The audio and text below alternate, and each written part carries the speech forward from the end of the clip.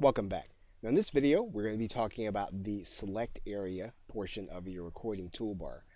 And if you go to the drop-down menu, you're going to notice a couple of sections. You're going to notice a section that says widescreen, standard, and recent areas. Now widescreen and standard represent the aspect ratio.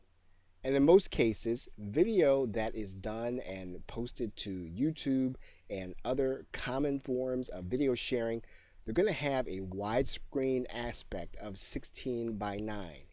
That would mean that you're either going to shoot in the highest resolution at 1080 or 720 or 480.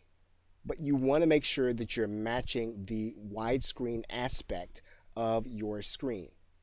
You can also shoot in a standard aspect. And again, this really depends on your screen. You can either shoot in a higher resolution or a lower resolution. You are now looking at PowerPoint, and one of the things that you'll notice if you go to the design section of your PowerPoint and you go to the slide size, you will notice that you can either choose the standard aspect or you can choose the widescreen aspect.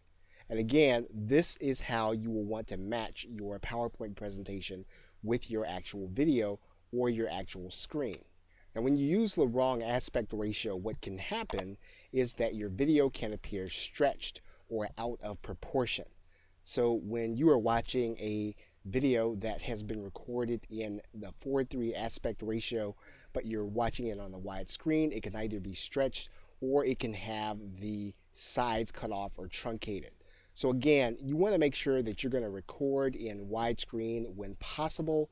And if not, if you're going to use the aspect ratio of 4:3, you want to record in as high a resolution as possible. But in many cases, the most common format is going to be that you'll want to use the 1080 or 720 aspect ratio within 16.9. Once again, one thing that Camtasia will allow us to do is to lock to a particular application. And in this particular case, we can lock to the calculator if we want to record just the calculator. If we want to make sure that we're not locked to an application and we want to select the area, we can just push the custom button. We push the custom button, and as we have discovered, as we have discussed in a previous video, we can move this screen around to determine where we're going to actually record. And if we're just going to work with the full screen, we can do that by clicking the full screen button.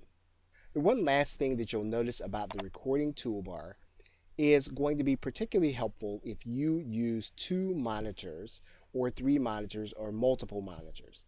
Recording toolbar can be moved to one of your other screens.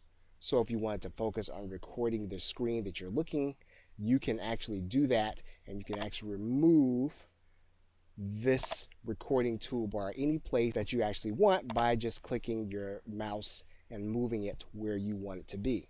Okay, so with that, thanks, and I will see you in another video.